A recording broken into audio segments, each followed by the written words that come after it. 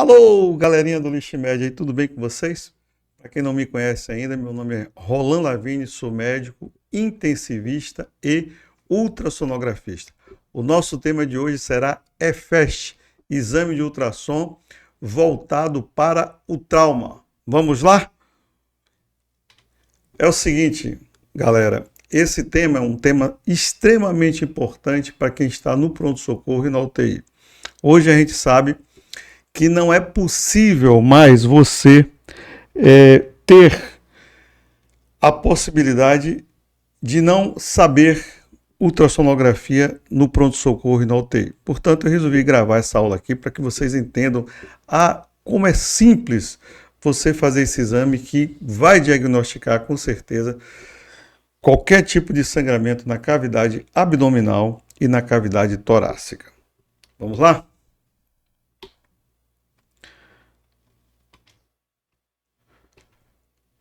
Essas são basicamente as janelas do EFEST, tá certo?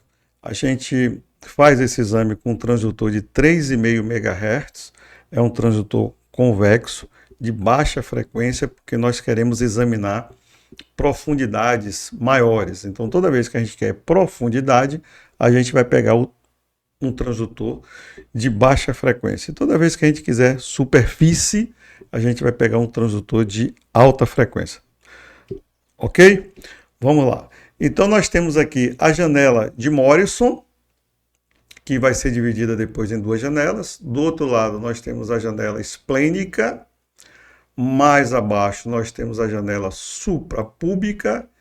E lá em cima, a janela subxifoide, tá certo? Que é a janela onde a gente vai verificar o coração e as câmeras e o pericárdio. Tá bom? Aqui a gente vê o FEST, que tinham basicamente 4 janelas, tá certo? E depois veio o EFEST, que estendeu para essas 8 janelas que nós vamos ver aqui a seguir. Observe que são 2 do lado direito, 2 do lado esquerdo e 2 nas extremidades da cavidade abdominal e 3 do tórax, né? Envolvendo o 8, que só vê mediastino, 3 vê pulmão e o 6 também vê pulmão. Então vejam, na janela 1, a gente vai avaliar o fígado, o rim direito e vamos estar no espaço de Morrison e também o diafragma. Por quê? O espaço de Morrison é o espaço mais sensível a líquido na cavidade abdominal, seja ele sangue, ascite, qualquer tipo de líquido que tiver na cavidade abdominal, em primeira mão ele vai juntar aí no espaço de Morrison. Na janela 2, a gente vai ver a base do pulmão direito e o diafragma. Na janela 3, a gente vai ver o ápice pulmonar direito. E para que serve essa janela, Roland? É exatamente para você ver deslizamento pleural e afastar pneumotórax. No lado esquerdo, a primeira janela a ser avaliada é a janela 4, onde a gente observa o baço, o rim esquerdo. Aí nós temos o espaço espleno-renal, onde também junta líquido, e verificamos também o diafragma. Na janela 5, que é exatamente um pouquinho acima da janela 4, a gente vai ver a base do pulmão esquerdo e vamos também visualizar o diafragma. Na janela 6, como foi feito na janela 3 do lado direito, aqui na janela 6, nós vamos verificar o ápice pulmonar esquerdo também novamente no sentido de afastar pneumotórax, observando o deslizamento pleural. E também no modo M, que eu vou mostrar para vocês lá na frente. Na janela 7, nós vamos observar a pelve. É uma janela que tem como janela acústica a bexiga, que é muito fácil de se ver. Eu vou mostrar em seguida para vocês. E por fim, na janela 8, a gente vai observar o saco pericárdico e as 4 câmaras do coração. Tá certo? Isso aí você bota na janela subcostal ou subxifoide, como você queira dizer. Tá aqui a janela 1. Na janela 1, a gente observa aqui o rim direito, o parênquima hepático, e observe que aqui, ó, entre o rim direito e o fígado, você tem aqui líquido, tá vendo? Toda vez que você vê alguma coisa preta, é líquido.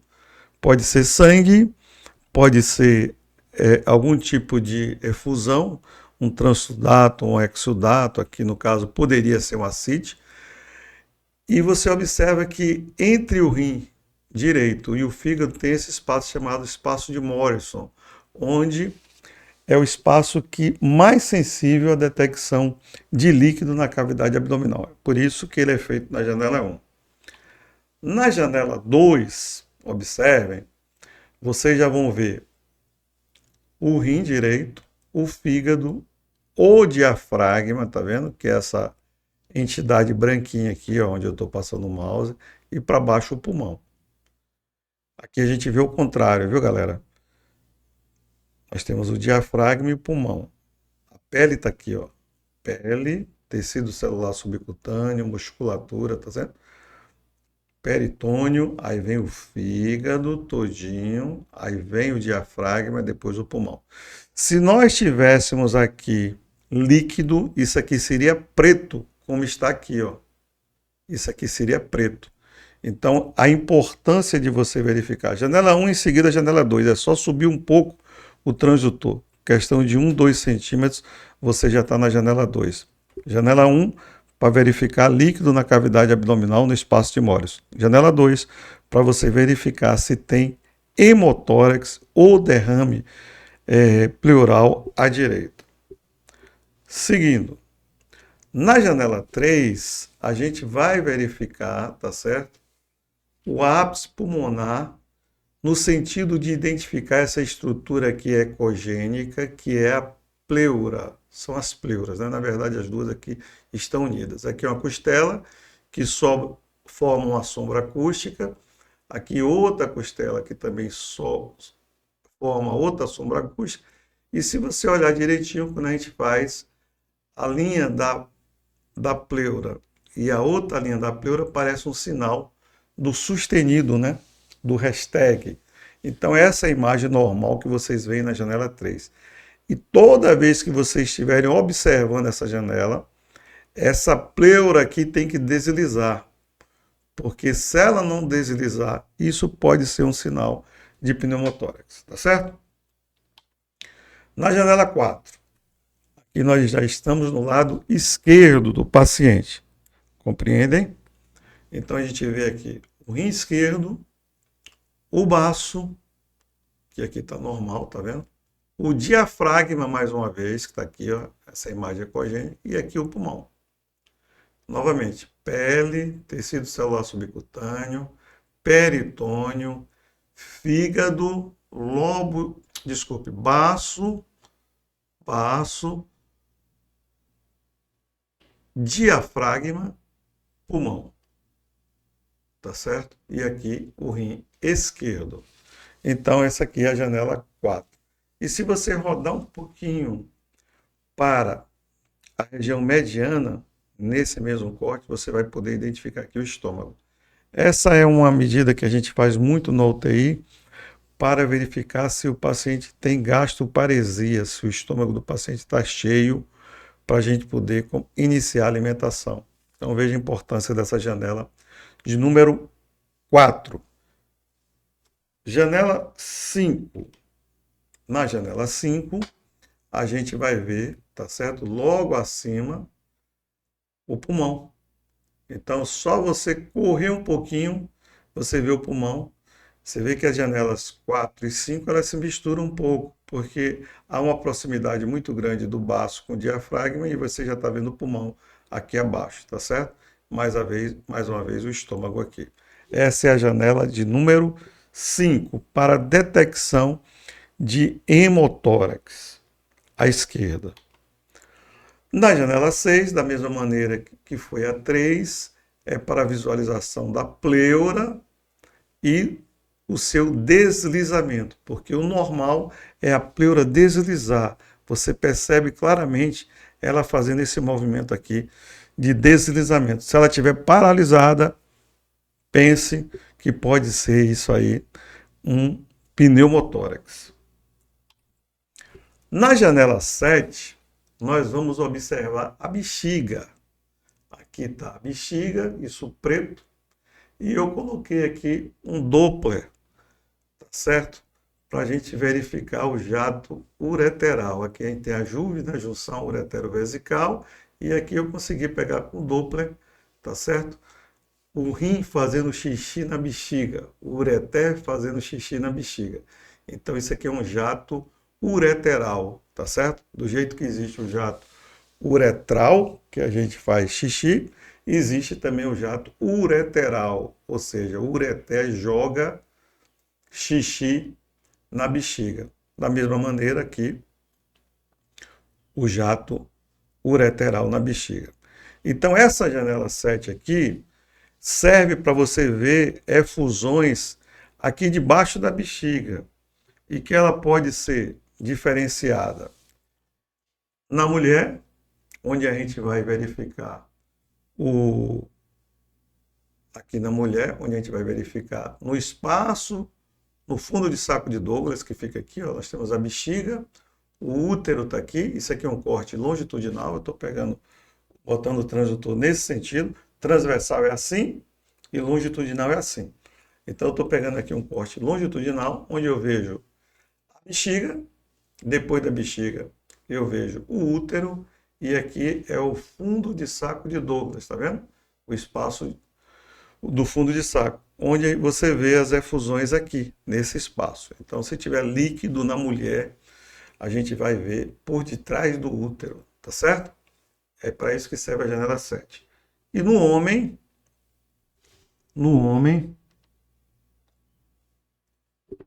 você teria aqui a próstata, aqui a próstata, tá certo? E logo debaixo da bexiga, entre o reto, que está aqui, e a bexiga, você tem aqui o espaço, certo? Vésico retal, onde o líquido coleta aqui. A próstata já é um órgão extraperitoneal que está aqui.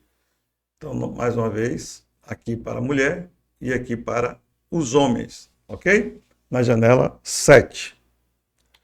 Seguindo, na janela 8 é a janela do coração.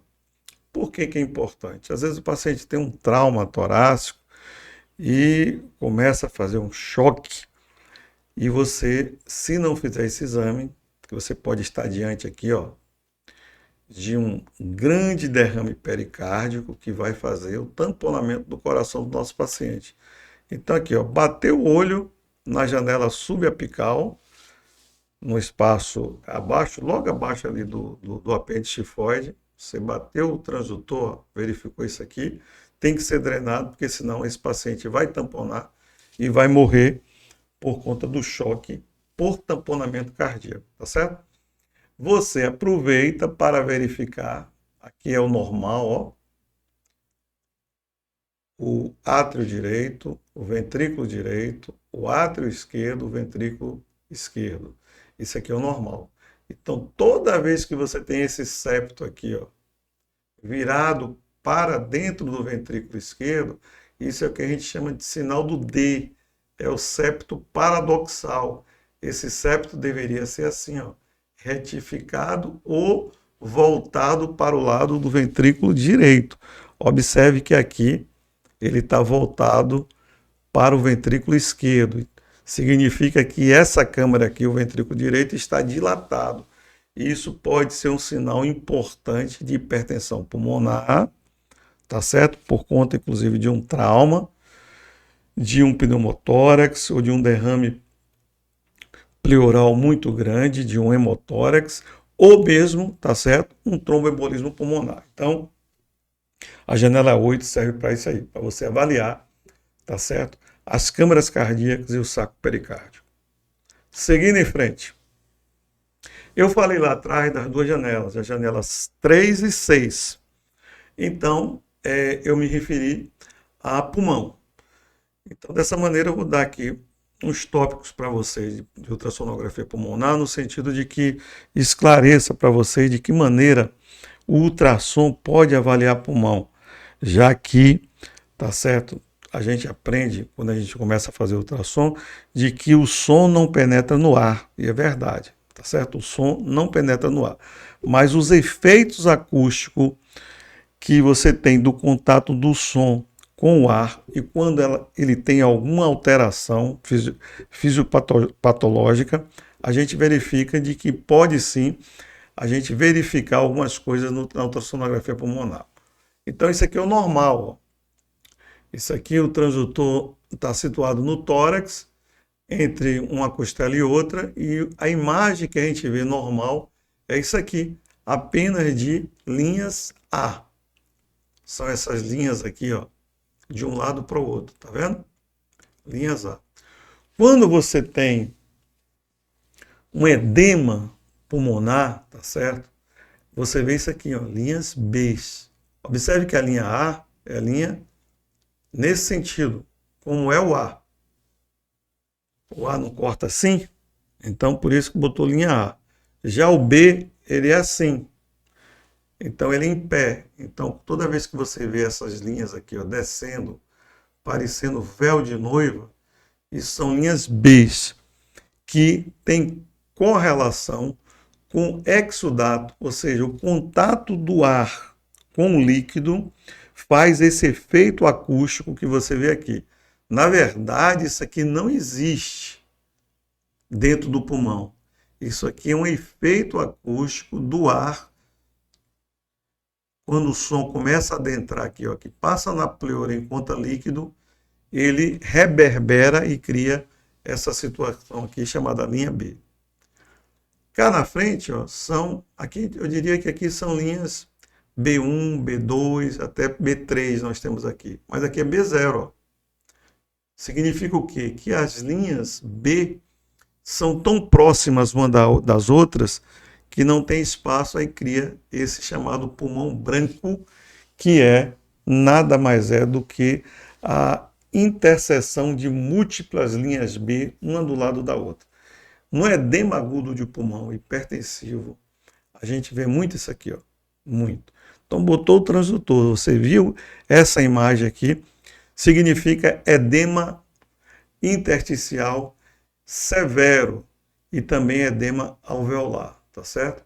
E por fim, quando você vê esse pretinho aqui, ó, aqui é o parênquima pulmonar, aqui em cima nós temos a pele, você vê pretinho aqui, ó, isso aqui é um derrame pleural. Então, normal, pouco edema, muito edema e derrame pleural. Toda vez que você vê preto, alguma coisa preta no ultrassom, isso significa derrame pleural. E aqui o raio-x de tórax, que alguns autores diziam que ia ser abolido depois que veio o advento da ultrassonografia pulmonar, mas não. O raio-x de tórax continua sendo importante para você avaliar de maneira panorâmica o seu tórax, tá certo? E o ultrassom fica mais restrito a pesquisas individualizadas de cada setor do pulmão, tá certo? As pneumonias, por exemplo, no ultrassom, são mais sensíveis do que no raio-x. Às vezes você não vê nada no raio-x e o paciente já tem uma pneumonia pequena ali na base quando você vai olhar com o ultrassom. Aqui são as diversas patologias, tá certo? Que o ultrassom pulmonar pode oferecer para a gente. Então, ele é feito entre um espaço intercostal, tá certo? Chamado sinal do morcego, ou o sinal do sustenido, e o transdutor a ser utilizado, como eu disse lá no início, é de 3,5 MHz. A imagem normal são linhas A, aquelas linhas deitadas, tá certo? Por que essa linha A? A linha A nada mais é, na hora que o ar entra em contato com a pleura, é uma estrutura muito densa e o som não consegue penetrar. Por conseguinte, há uma reverberação chamada duplicação da imagem espelho, onde você vê múltiplas linhas A se formando a partir da pleura parietal. Na SARA, o que é que a gente vê na SARA? A gente vê linhas B, porque tem um processo inflamatório importante, tá certo? Com diminuição ou ausência do deslizamento pleural. E podemos ver também consolidações, tá certo, em todo o parênquima, especialmente na base. Já no Covid, a gente viu muito isso aqui, 2019, 2020. 2021 também, são linhas B também, só que a gente viu um espessamento pleural importante e umas vesículas subpleurais. A gente vê aquelas pequenas bolinhas pretas debaixo da pleura. Então, isso aí é um sinal de Covid. Hoje a gente faz diagnóstico se o paciente tem ou não, tá certo, gravidade no Covid com ultrassom. Lógico, além dos parâmetros clínicos e laboratoriais e a gasometria, acoplar ultrassonografia pulmonar no paciente com Covid é tudo de bom. O edema cardiogênico, o edema agudo pulmonar cardiogênico hipertensivo, cursa também com linhas B e em função da gravidade do edema de pulmão que a gente tem, a gente vai vendo uma quantidade maior de linhas B. E toda vez que elas se fundem, significa que isso é B0, porque não há distância entre uma e outra. O pneumotórax é uma entidade bacana que precisa ter atenção. Essa questão caiu na minha prova de título, onde o professor colocou lá um slide com um pequeno filme que mostrava exatamente o sinal do morcego, as duas costelas e no meio a pleura, e você via claramente que aquela pleura não deslizava, ela não movimentava, porque a pleura fica fazendo assim, ó. Fica fazendo assim, durante a inspiração e a expiração do paciente. E toda vez que você bota o transdutor e você não tem esse deslizamento pleural, futuramente eu vou mostrar a vocês aqui numa aula prática, isso é um sinal de pneumotórax.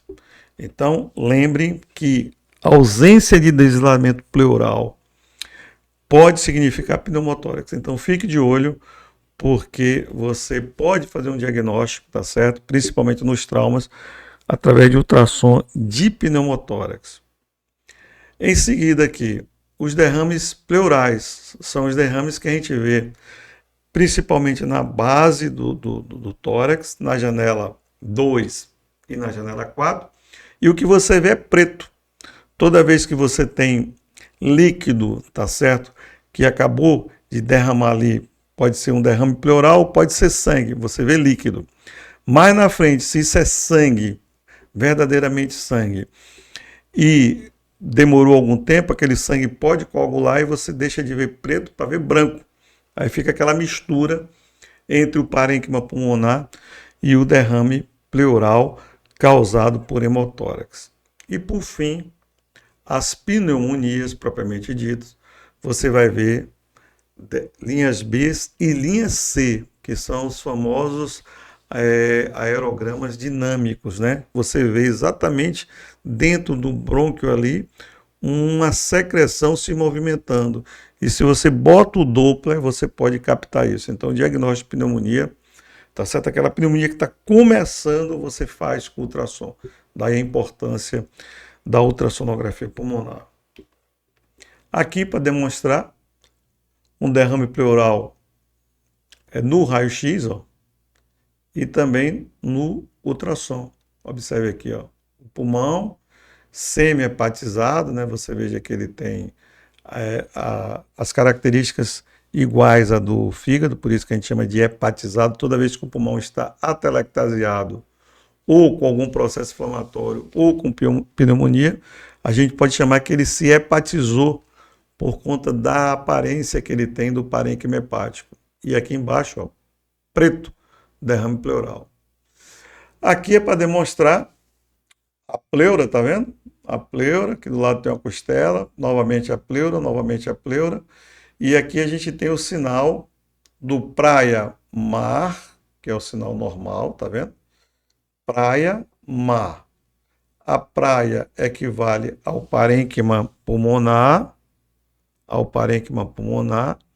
e o mar equivale às estruturas superficiais, pele, tecido celular subcutâneo. E desse mesmo lado de cá, observe que você só tem o sinal do mar, você não tem a praia. Isso aqui, galera, é pneumotórax, ok? Isso aqui é pneumotórax. Então, toda vez que você vê esse sinal da estratosfera, pense através do modo M, aqui é o modo M, você chegou, botou o transdutor e ligou o modo M aqui, ó, nessa direção. Você vai ver na telinha isso aqui. Isso aqui é normal, isso aqui é patológico. Isso aqui é pneumotórax, isso aqui é um pulmão normal. Já aqui, ó, vocês veem o sinal do sinusoide.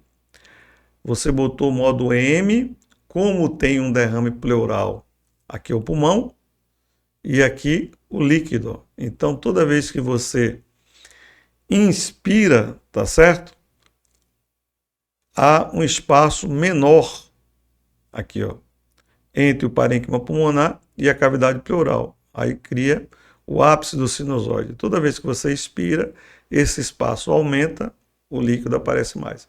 Então, toda vez que você vê no modo M esse sinal do sinusoide, isso aqui é um derrame pleural. E por fim, de maneira sistemática, a gente colocou aqui, ó, o sinal do sustenido ou do morcego, onde a gente vê aqui costela, outra costela, o espaço intercostal e aqui no meio algumas linhas B intercaladas com linhas A. Lembrar que até 3 linhas B por corte, isso pode ser normal. Mas fique de olho, porque hoje, por exemplo, a gente faz reposição volêmica na UTI guiada por ultrassom.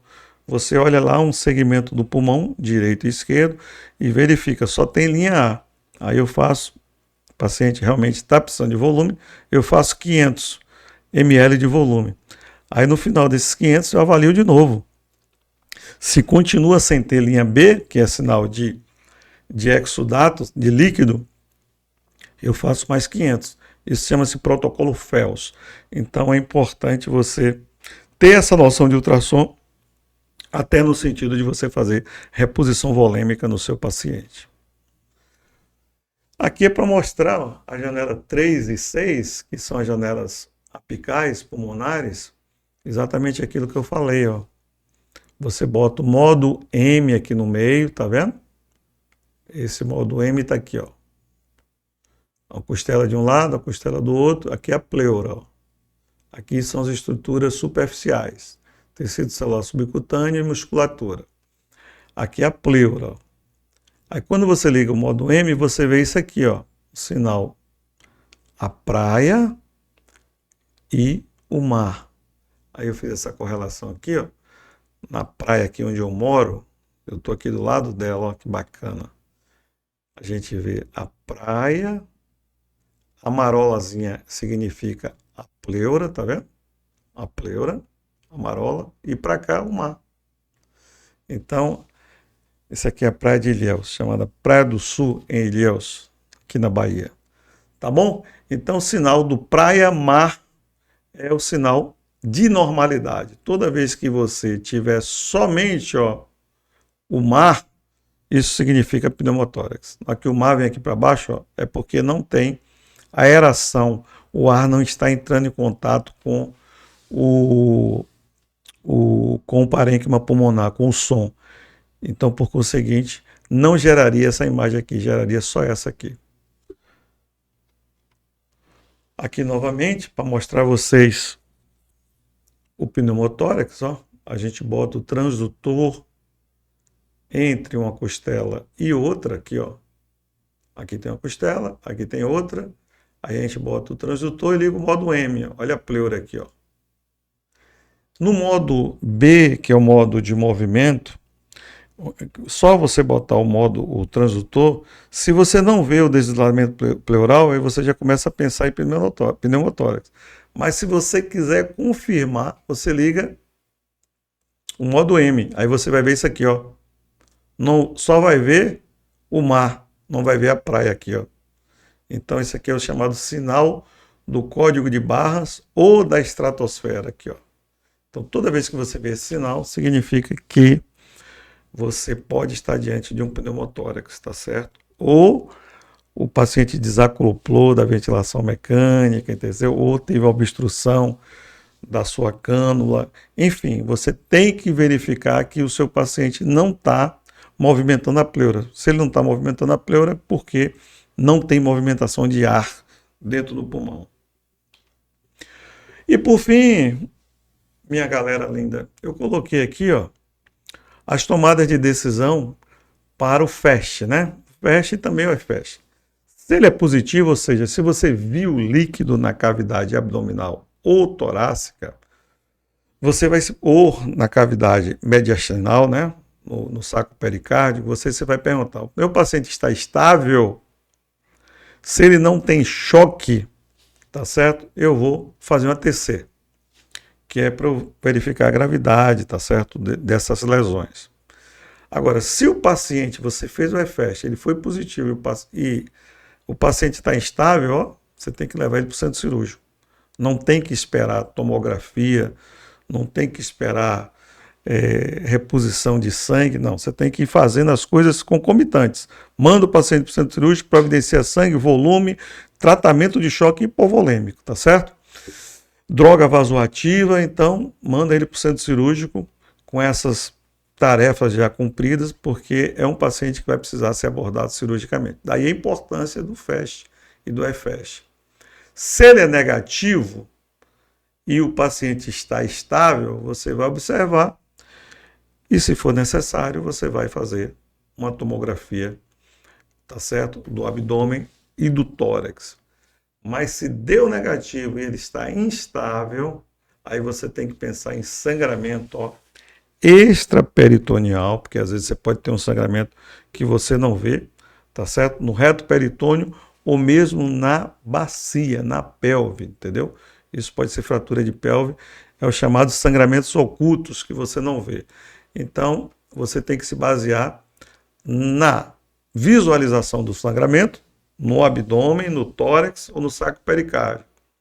Mas mesmo assim, se você não consegue verificar esse sangramento e o seu paciente está em choque, você tem que pensar nas outras possibilidades, que é um sangramento não visível. E onde pode estar esse sangramento não visível? No crânio, na verdade, no reto peritônio ou nos ossos esponjosos. E a bacia é um dos sítios assim prediletos. Tá bom, galera? Então fica aqui um abraço do amigo Roland Lavigne, no sentido de que a gente possa, mais uma vez, verificar essas coisas com calma, parcimônia. O ultrassom hoje é uma ferramenta que todo emergencista, todo intensivista tem que saber usar, tá certo? Eu estou numa campanha louca aqui na minha cidade de Ilhéus de botar ultrassom dentro das ambulâncias do SAMU, porque o atendimento pré-hospitalar é extremamente importante, tá certo? Até que o paciente chegue ao hospital. Então, se você já vai verificando, porque o EFAST é positivo, você vai avisando, ó, vou precisar de centro cirúrgico. Então, é importante o ultrassom no pré-hospitalar. Como a gente não tem ainda, a gente se conforma com a realização do EFAST, tá certo? A nível do pronto-socorro e da UTI, porque eu tenho certeza que vai mudar o prognóstico, você fazendo o diagnóstico mais preciso. Tá bom, gente? Fica aqui um grande abraço. Eu espero que vocês tenham gostado desse tema EFAST. Espero que vocês possam deixar o like nesse vídeo, se inscrever no canal. Tem muita gente assistindo os nossos vídeos. Não se inscreve no canal, por favor, se inscreva no canal para dar uma força. Acione o sininho aí para que a gente possa notificar vocês de novos conteúdos. E em breve eu vou fazer uma aula prática, tá certo? Com ultrassom do lado, mostrando as janelas do EFAST, no sentido de que vocês possam pegar a mão. E se alguém tiver alguma dúvida, pode entrar em contato aqui com a gente, que a gente vai ajudar vocês, tá bom? Um abraço a todos, fiquem com Deus e até o próximo vídeo. Abração.